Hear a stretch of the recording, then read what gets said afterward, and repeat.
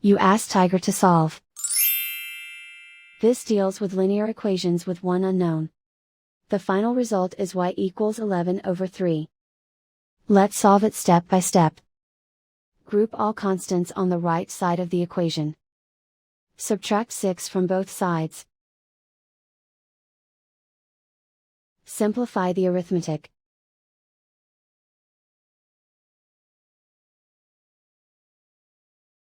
Isolate the y. Divide both sides by 9. Simplify the fraction.